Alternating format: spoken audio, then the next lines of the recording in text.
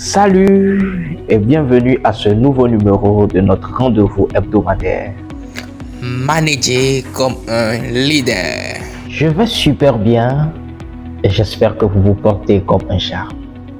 Sans plus tarder, allons à la découverte de la thématique qui nous réunit aujourd'hui et son contenu.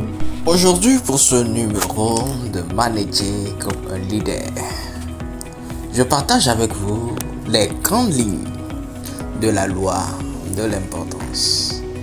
La loi de l'importance est la première loi des 17 lois infaillibles du travail en équipe, écrite par John Maxwell. La loi de l'importance. Elle stipule que le chiffre 1 est trop petit pour accomplir des exploits. Le chiffre 1 est trop petit pour accomplir des exploits. Aucun individu isolé n'a jamais rien accompli de grand. Aucun véritable Rambo ne peut conquérir une armée hostile à lui seul. Rien d'important n'a jamais été accompli par un individu qui agissait seul. Ouais. Ok. Bien des fois, au cours de ma journée, je réalise à quel point ma vie extérieure et intérieure repose sur le travail de mes confrères, vivants et morts, et à quel point je dois faire des efforts pour rendre tout ce qu'on m'a donné. C'est ce que un jour a fait remarquer Albert Einstein. Voilà. Un jour, pour souligner à quel point il était redevable aux autres, Albert Einstein a fait remarquer ceci. Bien des fois, au cours de ma journée, je réalise à quel point ma vie extérieure et intérieure repose sur le travail de mes confrères, vivants et morts, et à quel point je dois faire des efforts pour rendre tout ce qu'on m'a donné. Un proverbe chinois affirme: derrière un homme capable, il y en a toujours un autre. En réalité, le travail en équipe est à la base des grandes performances. Oui, le chiffre 1 est trop petit pour accomplir des exploits. On ne peut rien faire de vraiment valable seul. C'est la loi de l'importance. Le président Lyndon Johnson a dit: ensemble, nous pouvons résoudre tous les problèmes. Seuls, nous ne pouvons en résoudre que très peu. Les équipes partagent la fierté des victoires et la responsabilité des échecs.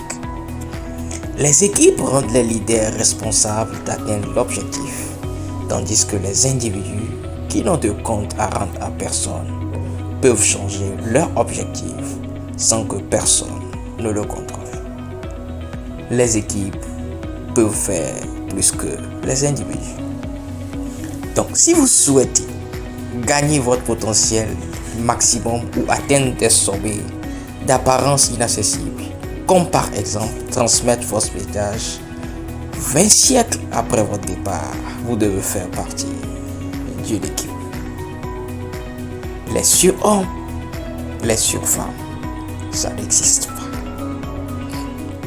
Donc, faire tournoyer davantage d'assiettes ne montre pas votre talent, mais augmente juste votre probabilité d'en laisser tomber.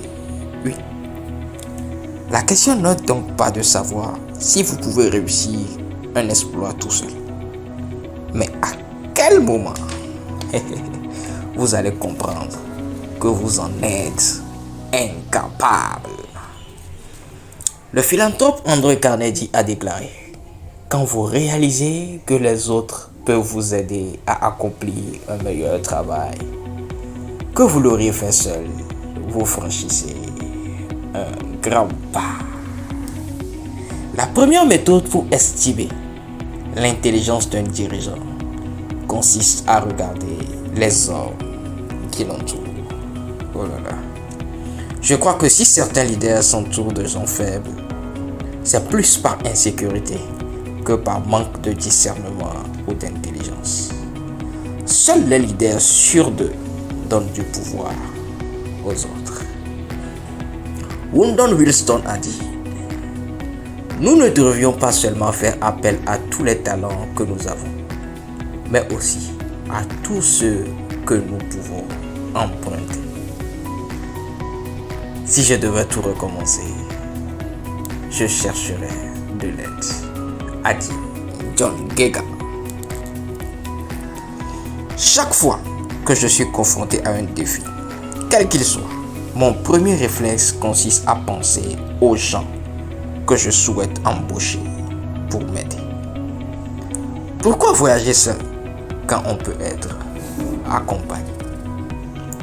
Si vous faites tout dans votre coin sans jamais vous associer avec d'autres, vous limitez grandement votre potentiel. Si vous avez tendance à tout faire seul, cela suffit. Si vous souhaitez accomplir de grandes choses, il faut absolument vous associer avec d'autres. Le chiffre 1 est trop petit pour accomplir des exploits. C'est la loi de l'importance. J'espère que vous avez apprécié ces moments forts, ces phrases et ces citations contenues dans le premier chapitre, la loi de l'importance, tirée des 17 lois infaillibles du travail en équipe, écrit par John C. Maxwell. John Maxwell, merci pour la loi de l'importance. 1 est un chiffre trop petit pour accomplir de grandes choses. Merci et à la prochaine. Pour ma part, je suis Perfect Benado et j'ai pris la responsabilité non seulement d'être à vos côtés, mais surtout de vous écouter afin de mieux vous servir. Progressons, avançons et grandissons ensemble. Helping people achieve more. This is my mission. À la prochaine. Merci beaucoup pour l'attention que vous nous avez accordée. Prenez soin de vous et rendez-vous au prochain numéro.